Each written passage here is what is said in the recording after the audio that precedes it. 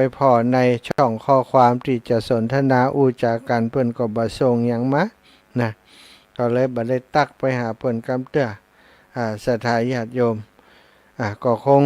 บ่สะดวกเนาะต้องมีกิจกรรมมีอะไรอย่างสักอย่างที่จะต้องทำปกติท่านอาจารย์เพิ่นจะรักษาเวลาหู้หน้าที่เป็นอย่างดีแต่วันนี้ก็อย่างที่บอกอาจจะติดภาระธุระอย่างสักอย่างบ่สามารถจะติดต่อมาได้หรือว่าเพิ่นจะติดต่อมาทางการสนทนาข้อความที่ในทาง Facebook ก็บ่ได้อ่านบ่ได้หันเนอะบ่ได้หันเพิ่นสักกรรมเพิ่นใน Facebook เพิ่นก็บ่ได้ว่าอย่างใดก็เลยจำเป็นต้องพลิกเข้ามาจัดรายการแห่งกรรมหนึ่งศรัทธาศรัทธาอีปอยอีแม่ทั้งหลายที่ฟังรายการอยู่ชั่วโมงแรกที่ผ่านไปก็อูจากันไปถึงเรื่องภาวะปัญหาที่เกิดขึ้นกับพี่น้องศรัทธาทั้งหลายก็คือเรื่องราวของน้ำท่วมเนาะในพื้นที่ของจังหวัดภาคเหนือของเฮาที่ได้กล่าวไปแล้วก็คือน้ำท่วมน้ำท่วมพื้นที่จังหวัดเชียงรายเมืองแป่แล้วก็เมืองน่านนะตามที่บทซอข่าวซอเปิ่นได้ห้ำเปิ่นได้บอกไปศรัทธาหลายคนก็ได้ฟังแล้วก็นะซอห้ำน้ำท่วมนะเอาฟังแหมรอบหนึ่งกันแล้วกันซอห้ำน้ำท่วมเน้อน้ำท่วม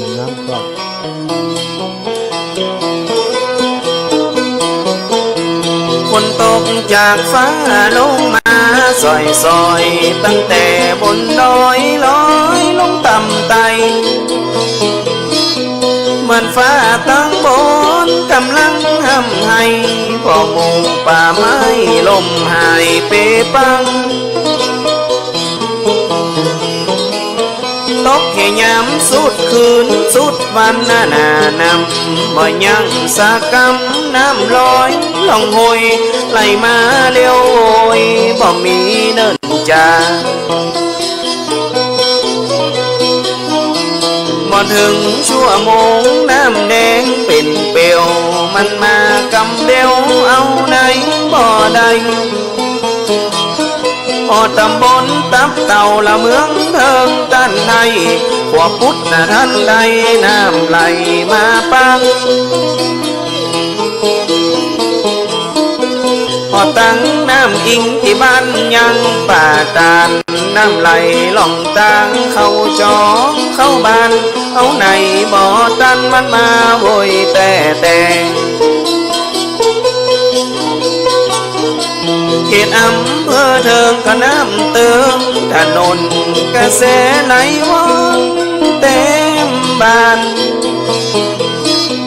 น้ำอิงน้ำเหงาน้ำเล่าไหลลำล้นออกฝั่งน้ำเต็มกลางควงลาน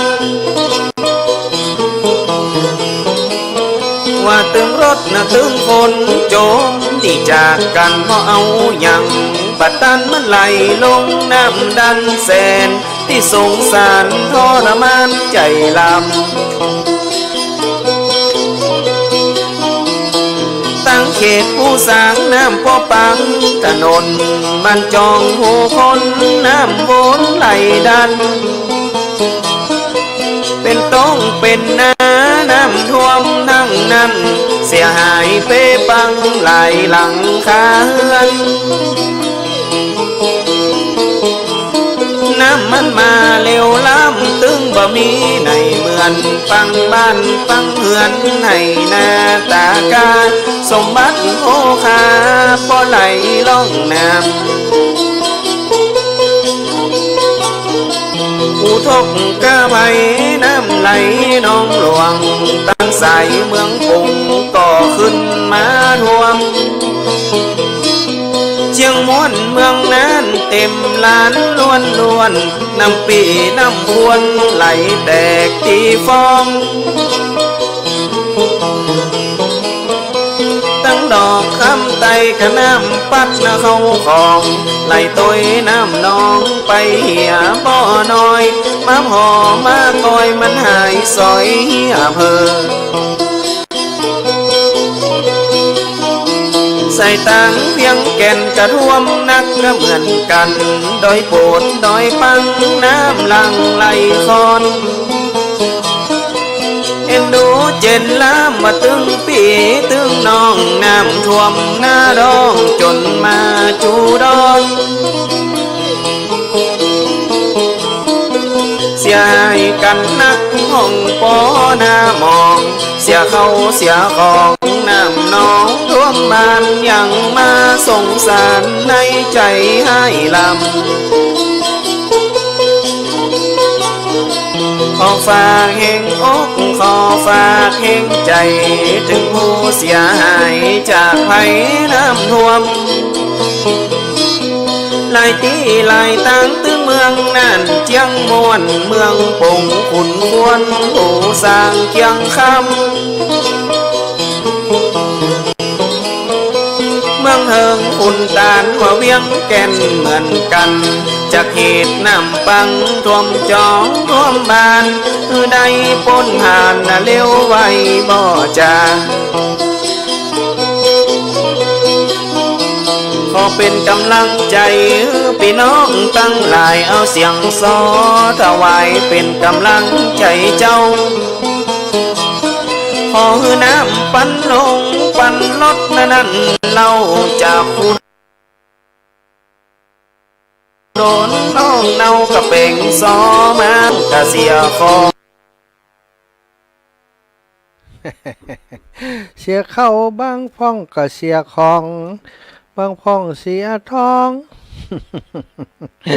ว่ามาจังแล้วใครว่าแหละจะตาจังหลายเนาะ ก่อนนี้ปอเป็นจังซอนะอาตมานี่ปอเป็นจังซอแต่ตัวบ่เฮียนก็เปิ่นชะกรรมนี่กันเนาะหน้าที่ก็ซอจ่างอย่างท่านอาจารย์เสน่ห์กาลง ศรัทธาญาติโยมจำเป็นได้เข้าชั่วโมงที่2จริงๆแล้วก็มอบเวลาให้ครูบาอาจารย์เพิ่นไปแล้วเนาะจะได้ปันกันปันกันจ้าอินแหเปิ้นบ่เข้าสักกรรมก็ปิกมาเข้าก็คงจะอยู่ในเรื่องเนี้ยเนาะประกาศชื่อเสียงเรียงนามของศรัทธาที่เปิ้นให้หอมมาก็แล้วกันเนาะและนามผู้บริจาคผ่านตังโยมแม่กาบแก้วโยมแม่พัดเขาแต่เจ้านะมีข้าวปลาอาหารมีปลากระป๋องกระเปิงน้ำมานะแต่ฝากมาแต่เจ้าเอาถวายมาแต่เจ้าได้ไปบิณฑบาตก็ลวดฮับมารายนามผู้บริจาคก็มีท่านสทบุญส่งสียอดบ้านหัวฝ่ายแม่บัวพัดอุ่นผูกบ้านหัวฝ่ายแม่กาบแก้วสีอินแก้วแม่ของวงสายแม่หงสียอดแม่สีนวลสียอดแม่สมใจปีบ้านใหม่แม่บัวนำปัญญาหลวงแม่ขานอินนันชัยแม่ชาติจินาแม่ไข่อินนันชัยป่อธรรมใจงอกแล้วก็แม่เรือนคำอินนันชัยแม่สีมาอุ่นผูกเนอะอาตมาภาพขออนุโมทนาขอบคุณกับอีแม่ทั้งหลายแม่วันนาวงเขียวบ้านกล้วยหัวฝายบริจาคช่วยเหลือน้ำท่วมแม่เรือนคำอินนันชัยพร้อมครอบครัวก็ร่วมบริจาคช่วยน้ำท่วมมีอีกหลายท่านหลายคนที่เปิ่นให้หอมผ่านมาตั้งสายของแม่แม่กาบแก้วสีอินแก้ววันนี้อาตมาไปบิณฑบาตได้มาประมาณ700-800ก็จะเอาหอมตรงนี้เมื่อจะเขียนว่าไปบิณฑบาตบ้านหัวฝ่ายเนอะสถาได้ปัจจัยมาก็เอาไปร่วมสมทบช่วยเหลือพี่น้องประสบภัยน้ำท่วมเนาะตะกี้นะโยมป่ออนุวัตโยมป่ออนุวัตโยมแม่สีโยมแม่ป่ออนุวัตนี่ภรรยาของอีป่อชื่อยังป่ออนุวัตเนอะป่ออนุวัตแม่ทัศนีศรีรัตน์รวมบุญน้ำช่วยเหลือน้ำท่วมมาแหม300 บาทสาธุอนุโมทนาบุญกับอีป่อเนอะแม่อุไรวันธรรมะขันแข็งยมอุไรวันนางสาวสุนีรัตน์อภิญญากรแม่บุญสาวพวงคำขอร่วมทำบุญน้ำท่วม200 บาทสาธุเนอโยมแม่ โยมแม่อุไรวันรับทราบแล้วก็ ญาติโยมจากตังบ้านสาราดอนตำบลชมพูอำเภอเมืองจังหวัดลำปางได้ร่วมบุญมาแหมเท่าใดนี่เท่าใด500 บาทเนาะ500 บาทอันนี้นี่ เปิ่นโทรมาแต่ว่าคนเฒ่าเปิดใจไม่ยิงแม่อย่างนี้แม่สมจิตแม่สีสมจิตสีนวลอินผูกอีกเนาะอันนี้เดี๋ยวจะจดแหมกำเนออีปอนเนอถ้าพิษไปสะได้สุมาอภัยจิม ในจื่อโอนนี่บ่มีจื่อเป็นคนอื่นโอนเนาะแล้วก็ตะกี้นี่คุณโยมเสน่ห์โอนผู้บริจาคร้อยตรีหญิงอาริยาศิริประยงโยมแม่เนาะได้โอนมาหอมอยู่200 บาทเนอะสาธุอนุโมทนาบุญกับโยมแม่ร้อยตรีหญิงอาริยาศิริประยงเป็นอย่างสูงแล้วก็โยม โยมศรัทธาร้อยตำรวจตรีจรัญนางธนวัฒน์ยิ่งเจริญหรือว่าพูดงามได้ร่วมบุญมาแหม500 บาท สาธุอนุโมทนาบุญตัวอันนี้ก็เป็นแล้วก็ศรัทธาญาติโยมจากสายงานของโยมแม่บัวลอยสายเขียวบ้านนางแลมีแม่บัวลอยสายเขียว200 บาทแม่ทองสุขแลกันทะ200 บาทแม่จันแก้วมหาวัน200 บาทแม่จันทิพย์สัญญาบ้านนางแล100 บาทแม่ทรัพย์พรหมศรีบ้านห้อง100 บาทแม่สุพัญญะเปงบ้านหม้อ200 บาทแม่บุญมีหม้อสีใจบ้านหม้อ200 บาทแม่จูสุมาศบ้านหม้อ100 บาทแม่ภูลมโนเกตบ้านหม้อ100 บาทป้ออ้ายแม่แสงเวียนกันทิสา100 บาทสอทอทวีปนางธนิวรานายจักรินกันทิสา200 บาทรวมยอดทั้งหมดสายอีแม่ได้ 1,800 บาทสาธุอนุโมทนากับสาภาบุญสายบุญของโยมแม่เนอะโยมแม่ท่านพันเอกอันนี้ติดต่อกัน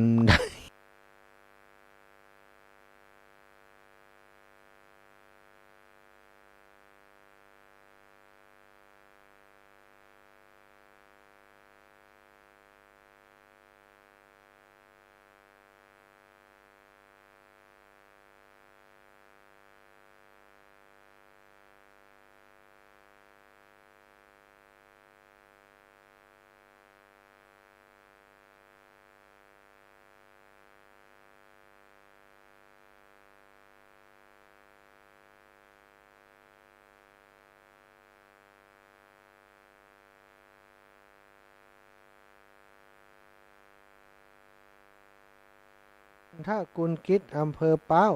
อำเภอเป้าเพิ่นเนอะจะฝากหอมจ้ะแม่คำแดงคองมีอำเภอฝางเนาะก็ได้ส่งข้อความมารายชื่อที่มีอยู่ในมือขณะนี้แต่ว่าแม่สมศรีเนาะทรงศรีสกุลแม่สมศรีทรงศรีสกุลได้ฝากให้ฝากหอมมาแหมตะวาทรงศรีสกุลเปิ่นชื่ออย่างก็แม่บุญศรีทรงศรีสกุลปตุมาลำปางแต่ว่าไปอยู่พะเยาร่วมบุญตัวนี้300 บาทสาธุอนุโมทนาบุญกับอีแม่เนาะหลายท่านหลายคนที่เปิ่นฝากให้ฝากหอมมาโยมแม่แก้วประกอบศิลป์อันนี้ตีค้างที่นครพนมเนอะแม่คำปันบุญธรรมพร้อมลูกหลาน200 บาทพ่อดาบทองหล่อแม่นุชหานฟ้าเรื่อน200 บาทแม่ไรบุญธรรมพร้อมลูกหลาน200 บาทอันนี้ฝากหอมตินครพนมได้ดำเนินการให้โยมแม่เป็นที่เรียบร้อยไปแล้วแม่มานีอันนี้ก็ทักทายกันมาศรัทธาญาติโยม ได้จากันเกี่ยวกับเรื่องราวของ น้ำท่วมมาก็หลายมื้อหลายวันแต่พี่น้องเฮาก็ยังลำบากอยู่อาตมาก็คิดว่าพื้นที่ตรงนี้เวลาตรงนี้เนาะในช่วงนี้ก็อยากจะเอาเป็นเวลาของที่เขาจะได้ช่วยเหลือผู้ประสบภัยน้ำท่วมก็เลยได้มาจ่าห้ามเรื่องนี้อยู่เกือบทุกชั่วโมงที่อาตมาภาพได้เข้ารายการบ่ว่าจะเป็นการประกาศชื่อเสียงเรียงนามของศรัทธาญาติโยมที่เปิ่นฝากให้ฝากหอมมาและที่เปิ่นติดต่อมาไม่ย่าเหรียญทาตายุเนาะบ้านนากวมเหนือก็บอกว่าโยมถ้าว่างบ่ได้ติดต่อมาจิมเนอร์มาฮับของที่บ้านแม่จิมนะก็คงจะไปหาอีแม่สักวันแต่ช่วงนี้ยังไปบ่ได้แต่อีแม่1 2 3 4เพื่อนน่ะเนอะตู้ลูกจะได้ไปเพราะช่วงนี้ยังมีงานหลายอย่างแล้วก็จะเดินทางไปเมืองปานในวันพรุ่งนี้โดยคงจะเดินทางตอนเย็นเพื่อนศรัทธาเพราะว่าจะไปร่วมฟังสวดแล้วก็จะรวดจำวัดอยู่ที่ทุ่งโป่งวันฮือก็ร่วมงานศพเปิ่นแล้วก็จะเดินทางกลับมาก็ภาระธุระก็มีหลายอย่างหลายประการเหมือนกันอีปอยอีแม่เฮยบ่ค่อยได้อยู่สักวันนะเนี่ยจะได้มันมาทำหน้าที่อยู่ตรงนี้เป็นจิตอาสาทำหน้าที่ประสานงานเป็นสะพานบุญให้ศรัทธาญาติโยมทั้งหลายญาติโยมพี่น้องที่เปิ่นเสียชีวิตไปก็ดีเป็นดีจะต้องกลับไปดูแลเปิ้นดูแลจิตดูแลใจคนในครอบครัวของเปิ้นเมื่อเปิ้นมีชีวิตอยู่เปิ้นป้ออุปถัมภ์ดูแลอาตมาภาพในฐานะเป็นพี่เป็นน้องเป็นคนบ้านไกลเรือนเคียงกันก็จำเป็นจะต้องกลับไปดูแลพ่อกอยในงานศพเปิ้นตัวคนเฮาเนาะต่อคืนนี้อาตมาได้ไปถึงว่ามนุษย์เป็นสัตว์สังคมเมื่อมีอย่างกระทบในชีวิตความเป็นอยู่ของเพื่อนร่วมทุกข์ร่วมสุขในสังคมเดียวกันเฮาในฐานะเป็นคนหนึ่งเป็นหน่วยหนึ่งของสังคมเฮาก็จะทอดทิ้งบ่ดูแลกันก็เป็นไปบ่ได้ซะทาน้ำพึ่งเรือเสือพึ่งปลายามเปิ้นลำบากเฮาช่วยเหลือเปิ้นเฮาบ่ฮู้ว่ายามใดเฮาจะลำบากพ่องซึ่งเวลาเฮาลำบากมาทุกคนนะเวลาตกที่นั่งลำบากมาก็นึกว่าโอ้เปิ้นคนนั้นคนนี้เปิ้นยังช่วยเฮาอีนะตอนที่เปิ้นเป็นอย่างบางทีเฮาก็บ่ใส่ใจบ่นึกถึงเปิ้นเลยแต่เวลาตัวเองลำบากมาเนี่ยจะนึกถึงเขาละนึกถึงคนตั้งหลายแล้วคนนั้นเปิ้นคงจะมาช่วยคนนี้เปิ้นคงจะมาช่วยทำไมมาช่วยบางคนก็ตัดพ้อต่อว่าไปเดือดถึงรัฐบาลเดือดถึงท้องถิ่นผู้บริหารทั้งหลายแต่ตอนที่เปิ้นลำบากนี้บางคนนี่บ่เคยใส่ใจที่จะช่วยเหลือเปิ้นเลยอันนี้ก็มีอยู่เหมือนกันนะศรัทธาคนเฮาถ้าบ่ช่วยเปิ้นก็ขอเฮ้ยอย่าไปซ้ำเติมนี่นะเปิ้นบอกอย่างอีกชีวิตของคนเฮามันจะต้องอยู่คู่กับคุณธรรมถ้ามนุษย์บ่มีคุณธรรมบ่มีความเมตตากรุณามุทิตาอุเบกขาศรัทธาญาติโยม ก็ถือว่ามันบ่ใจมนุษย์บ่เป็นคนธรรมดานี่เป็นคนที่คือเป็นสัตว์ชนิดหนึ่งเนาะคนนี่คือสัตว์ชนิดหนึ่งนะศรัทธาตีเข้าไปเป็นเปิ่นห้องว่าเป็นสิ่งมีชีวิตชนิดหนึ่งสัตว์ทุกชนิดนะเฮานี่เรียกตัวเองว่าเป็นมนุษย์เพราะถือว่าเป็นผู้ที่มีจิตใจสูงมีพัฒนาการทางสติปัญญาสามารถทำกันถึงว่าไปบนอวกาศได้เดินทางข้ามเวลาไปได้ซะท่ามนุษย์นี่เป็นสิ่งมหัศจรรย์ของโลกอย่างหนึ่งเหมือนกันมีการพัฒนาในหลายด้านไปถึงความสูงสุดมีขีดจำกัดสำหรับมนุษย์นะมีการพัฒนาตั้งด้านร่างกายตั้งด้านสิ่งที่อำนวยความสะดวกต่างๆเจริญรุ่งเรืองมาโดยตลอดแต่ในความเจริญของมนุษย์นั้นศรัทธาเฮาก็ต้องสูญเสียทรัพยากรธรรมชาติไปนักหนาอย่างเฮาอยู่ดีสบายทุกวันนี้อากาศร้อนก็มีแอร์เปิดแอร์กันนะอากาศเย็นก็มีฮีตเตอร์เครื่องทำน้ำอุ่นเครื่องทำความอุ่นอย่างเนาะสิ่งอำนวยความสะดวกทั้งหลายนี้มันต้องแลกมาโดยความสูญเสียของธรรมชาติและสิ่งแวดล้อมศรัทธาญาติโยมคงจะได้ยินภาวะของโลกที่เปิ้นเรียกว่าเรือนกระจกภาวะของเรือนเรือนกระจกเรือนกระจกก็คือชั้นบรรยากาศที่ มันเป็นรูโบเข้าไปในชั้นบรรยากาศทำให้แสงพระอาทิตย์แสงอุลตราไวโอเลตต่างๆเนี่ยมันหลอดลงมาในบนโลกของเฮาโลกของเฮาเมื่อเปลือกหุ้มมันเป็นหูศรัทธาญาติโยมมันก็ทำให้สิ่งที่อยู่นอกโลกมันเล็ดหลอดออกมาโดยเฉพาะแสงของดวงอาทิตย์ที่มันเล็ดหลอดออกมาแล้วก็ทำให้อุณหภูมิภาวะของโลกเขานี้มีความเปลี่ยนแปลงไปอุณหภูมิเปลี่ยนแปลงไปองศา2 องศานี้ก็มีผลกระทบนะกับชีวิตของมนุษย์คนเฮาทั้งหลายอย่างหลายประการตลอดถึงสรรพสัตว์ต่างๆปัจจุบันนี้น้ำแข็งขั้วโลกเหนือขั้วโลกใต้ต่างๆที่เป็นพื้นที่น้ำแข็งเนี่ยพอโลกมันร้อนขึ้นน้ำแข็งมันก็ละลายนะศรัทธาญาติโยมทั้งหลายพอน้ำแข็งละลายน้ำในมหาสมุทรนี่ตอนนี้สูงขึ้นทุกปีอุณหภูมิบนพื้นผิวมหาสมุทรต่างๆก็สูงขึ้นทำให้เกิดพายุก่อตัวขึ้นในมหาสมุทรนะพายุทอร์นาโดก็ดีพายุในโซนร้อนพายุไต้ฝุ่นในอย่างก็ดีสัทธาทุกปีทวีความรุนแรงสูงขึ้นแล้วอีกส่วนหนึ่งที่เฮาคงจะต้องมาจามาทบทวนมามองที่เฮามองหันกันเนี้ยนะต้นไม้ต่างๆในป่าในเขาต่างๆณปัจจุบันนี้ศรัทธาไปพอเดินทางไปที่ไหนบาหันภูเขาหัวลดนะภูเขานี่หัวล้นไปหมดศรัทธาต้นไม้ใหญ่ๆนี่ถูกตัดถูกทำลายไปเพื่อจะขยายพื้นที่ทำกินไปปลูกสวนส้มไปปลูกสวนอายังต่างๆปลูกข้าวโพดปลูกข้าวสาลีปลูกพืชพันธุ์ธัญญาหารต่างๆเพื่อเป็นพืชเศรษฐกิจแลกด้วยการตัดไม้ต้นใหญ่ๆไม้ที่เคยเป็นที่พึ่งที่อิงคอยซับน้ำเวลาฝนตกนี่มันเปิ่นก็ซับน้ำไว้เวลาน้ำไหลมามันก็มาบ่เร็วศรัทธามันก็จ่ายไปทุกทิศทุกทางแต่ณปัจจุบันเมื่อต้นไม้ถูกทำลายไปเวลาฝนตกมามันมีอย่างน้ำบ่มีอย่างกันน้ำหากของต้นไม้บักกันน้ำไว้ฮือเฮาฝนตกลงมามันก็ไหลทั่งลงมาตามห้วยตามห้องศรัทธาห้วยห้องต่างๆถ้ามันตกจุดใดนักน้ำบริเวณนั้นนักไหลลงมานักมันก็ทะลักเข้ามาลำห้วยลำคลองแม่น้ำลำคลองต่างๆอย่างติดไหลเข้าสู่ในจังหวัดในอำเภอเทิงของเฮาก็เป็นน้ำป่าไหลลงมาติเมืองน่านก็เช่นเดียวกันไหลลงน้ำน่านไหลลง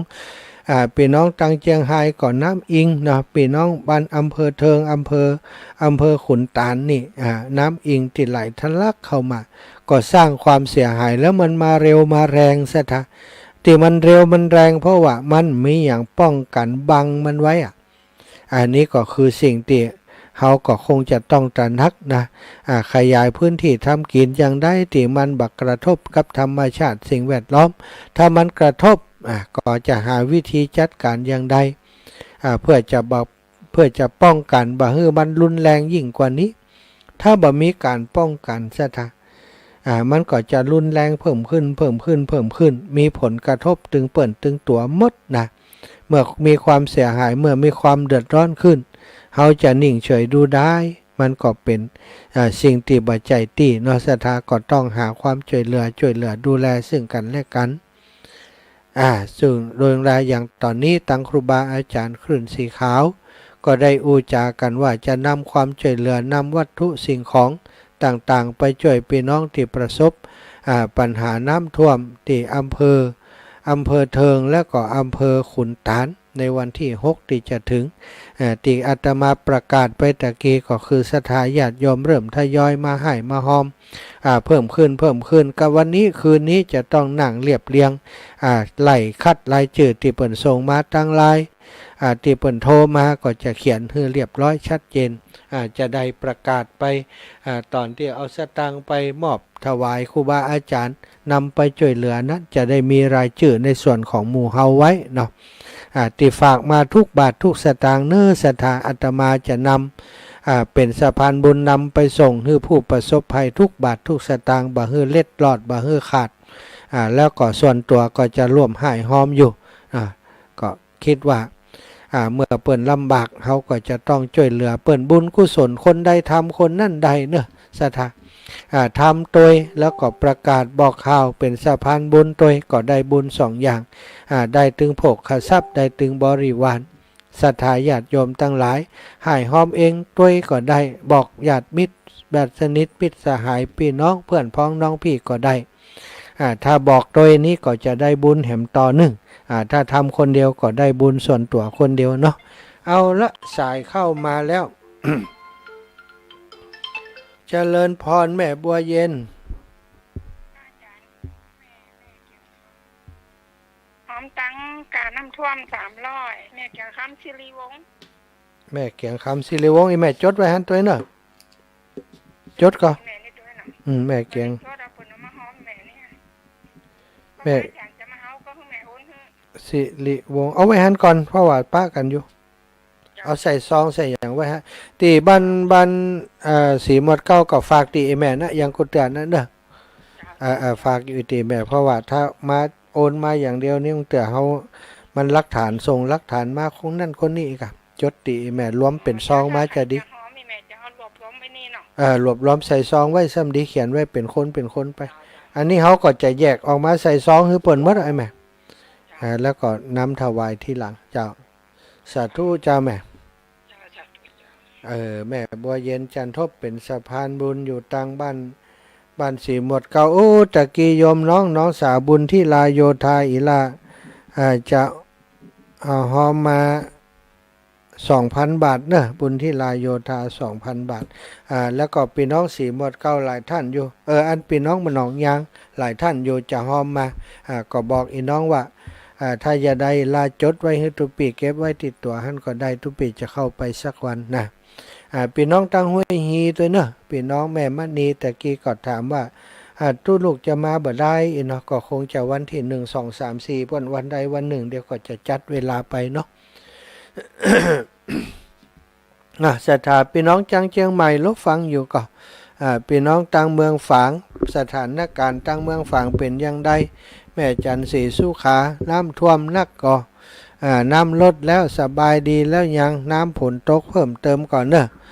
ตั้งห้วยงูในก็ดีตั้งเมืองฝางก็ดีโทรมาบอกกันจิม โทรมาบอกมามาจ๋ากันจิมส่งข่าวขานให้กันจิมโยมน้องจำเนียนกันทาทองอีลาว่าอย่างใดโทรมาแหมไม่เนอะผู้ค้าเหนือสันกำแพงอีแม่เจ้าเอาวันทำไปสัก100เนี่ยเจ้าเนอะเอาบอกจืดดังฟังชัดหน่อยแม่เจ้าแม่ยังแม่ละออชัยเลิศเจ้าแม่ละออชัยเลิศชัยนี่ไม่หันอากาศก็ว่าไม่มาไรเจ้าว่าอะไรชอยอเจ้าโอเค100 บาทเนาะหมายเลขอันธนาคาร5363มีก็จดแถมไม่53เอากำ2 ตัว53เจ้าบรรเจ้ากำลังจะจดเจ้าโอ้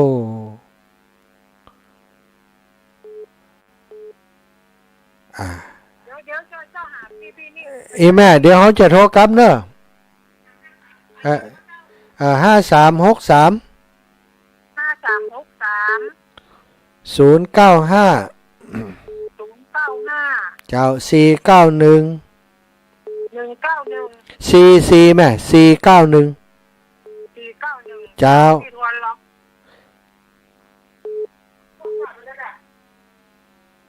5363 095 491ถูกต้องเนาะอันยังก็เจ้าถูกต้องแล้วยัง5363 095 491ธนาคารกรุงไทย5363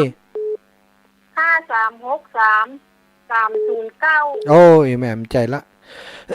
ยังเจ้า5363 095 5363 095เนาะเจ้า491 91เจ้าเรียบร้อยเจ้า491เรียบร้อยธนาคารกรุงไทยเนอะชื่อเฮานะแม่ สาธุเด้อสาธุแม่อุ้ยอินแม่สาบเสมอมีชื่อหรือยัง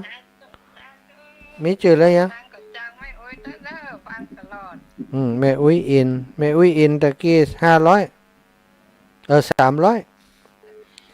ให้เขาจำมาดีนะคะ ดีละฟังตลอดฟังม่วนใจ สาธุจะไปเมืองฝางก่อนไปด้วยก่อน เมื่อไหร่ เดี๋ยวเนี้ยเจริญปอนแม่จันทร์ศรีสุขาพี่น้องเมืองฝางเจ้าสาธุเจ้าลูกพระมหาเตียงเปียกแห้งแล้วเจ้าติดตะวันซื้อนั้นแห้งแล้ว แห้งแล้วเนาะห้องกะลึ่งโอ้จะไปตกแฮมเตอร์บอกมันไปที่อื่นช่วยบอกคือกรรมลูกพระมหาช่วยบอกคือกรรมเดี๋ยวจะออกไปเอิ้นพอถึงหุ้นน่ะบดมาในปลาห้องกะลึ่งไปตกไก่น้อยจะมาใกล้แม่ให้เจนเจ้าจ้าสาธุขอบคุณแม่นะบุญรักษาแม่อยู่ดีมีสุขแม่จันทร์ศรีสุขาแจ้งหัวลินอำเภอฝางต้องจำเนียนกันทาทองอีละว่ายังไดอีน้องจำเนียนกันทาทองโทรมา2 รอบละมอติดสายอื่นอยู่ฮับเลยละฮับเลยเจ้าพระอาจารย์ต้องห่วงทำบุญตัว300เด้อจำเนียนกันทาทอง300เจ้าเดี๋ยวคายนั่นต้องไปให้แม่น้อยคุณเด้อเจ้าละเจ้าสาธุเจ้าตั้งบันดงสันเงินหนองกระทิงเนาะไปที่อัน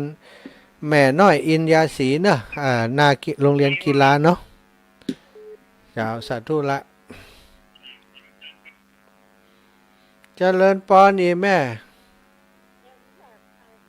หอม200เลยเจ้าแม่ฟังนี้ล่ะแม่สุแก้วคำอ้วนเจ้าคำอ้วนไปขายของกันวันนี้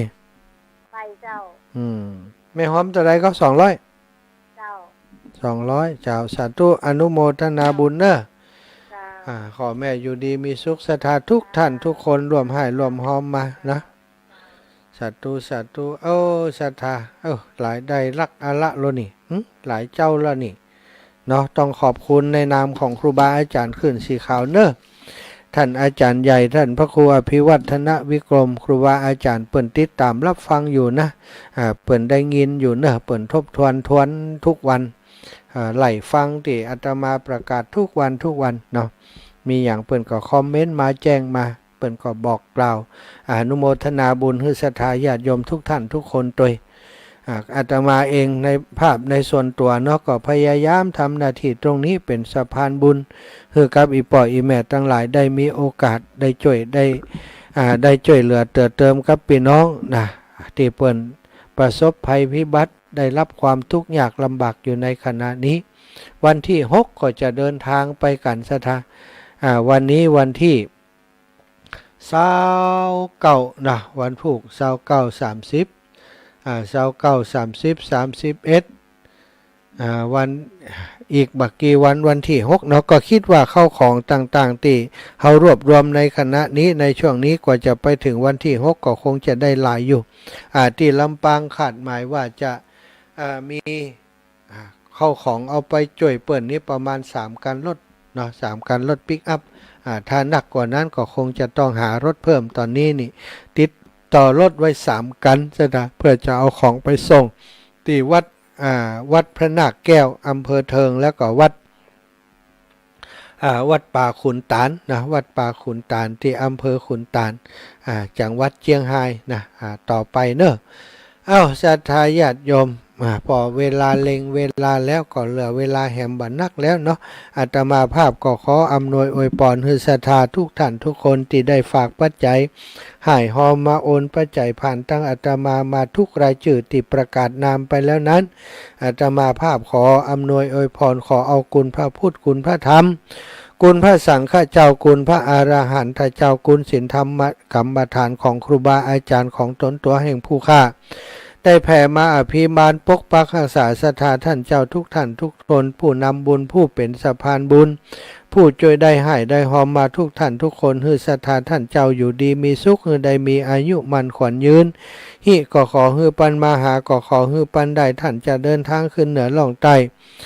ต้องไกลเตียวไก่ยันใดก็ขอฮือได้ปลอดภัยในทุกเส้นทางจิตเจตนาอันเป็นบุญเป็นกุศลหมู่นี้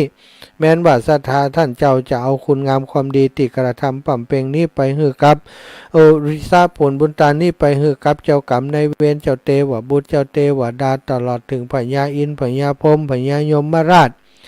และหมู่ญาติทั้งหลายที่เปิ่นล่วงลับมรณะไปสู่ปาลโลกไปนาขอเขาเจ้าทั้งหลายเหล่านั้นได้กินได้บริโภคได้พ้นจากที่ยากได้พรากจากที่ทุกข์ได้ถึงสุขเป็นที่แล้วคือเมืองแก้วยอดเนรปานนั่นจงจักมีเตียงแต่ดีหลีสมดังที่บุญญาลาศีสลีสัพปัญญูพระพุทธเจ้าพระองค์ได้เมตตาประทานปอนอันผ่าเสดเอาไว้ว่ายะทาวาริวหาปุราปาริปุเรนติสาข้ารังเอวะเมวะอิโตทินังเปตานังอุปกัปปติอิชิตังปฏิตังตุมหังคิปะเมวะสมิจตุสพเพปุเรนตุสังกปาจันโทปนะระโสยถามณิโชติระโสยะถาสัพปีติโยวิวัตชันตุสัพพะโรโกวินาศตุมาเตภวัตวันตรายโยสุขีทีคายุโกภวะอภิวาทนาสีริสานิจังวุธาปัจจายโนจตารโรธรรมาวัฏันติอายุวันโนสุขังพะลัง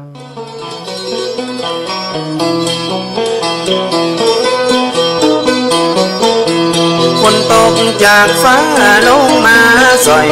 ยตั้งแต่บนดอยลอยลงต่ำไตเหมือนฟ้าตั้งบนกำลังห้ำให้พอหมู่ป่าไม้ลมหายเปปังตกแค่ยามสุดคืนสุดวันหน้านำบ่ยังสากำน้ำลอยล่องหอยไหลมาเลี้ยวโอยบ่มีเนินจาบ่ถึงชั่วโมงน้ำแดงเป็นเปลวมาคำเดียวเอาน้ำบ่ได้พอตำบลตับเก่ากระเบื้องเทิงตันให้ท่านใดน้ำไหลมาปังพอตั้งน้ำอิงที่บ้านยังป่าตานน้ำไหลล่องตังเข้าจองเข้าบ้านเอาในบ่อตันมันมาโวยแต่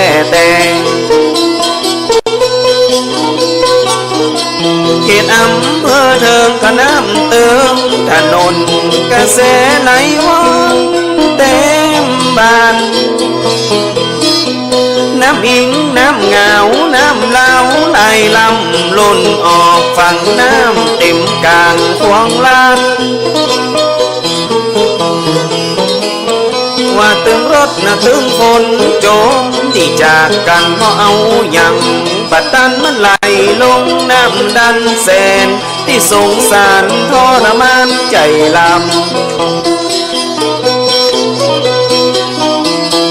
ตั้งเขตผู้สร้างน้ำพอปังถนนมันจองหูคนน้ำวนไหลดันเป็นต้องเป็นนาน้ำท่วมนั่งนั่นเสียหายเปปังหลายหลังคาเฮือนน้ำมันมาเร็วล้ำตึงบ่มีในเหมือนปังบ้านปังเฮือนในนาตากาสมบัติโอคาพอไหลล่องน้ำอุทกกะใบน้ำไหลนองหลวงตั้งสายเมืองปุงก็ขึ้นมาท่วมเชียงม้วนเมืองนั้นเต็มลานล้วนน้ำปีน้ำพวนไหลแตกที่ฟองตั้งดอกคำไตกะน้ำปัดนะเข้าของไหลต้อยน้ำนองไปเหี่ยบ่อน้อย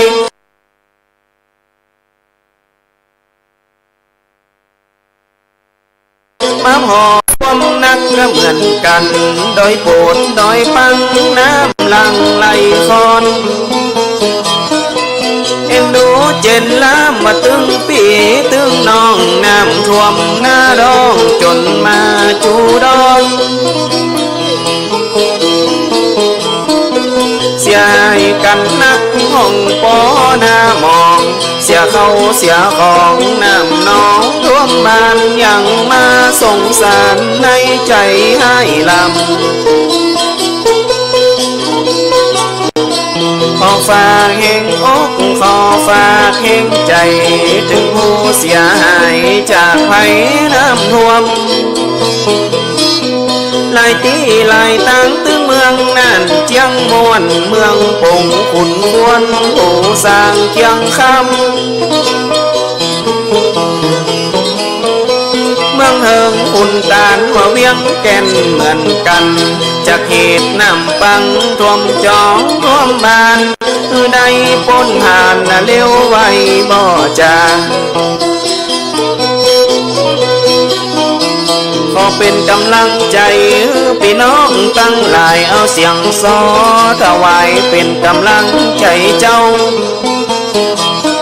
ขอน้ำปันลงปันลดนั้นเล่าจากผู้โดนน้องเน่ากระเป่งซอมาหอมมังพ้องกะเสียเขาล้างห้องกะเสียคอ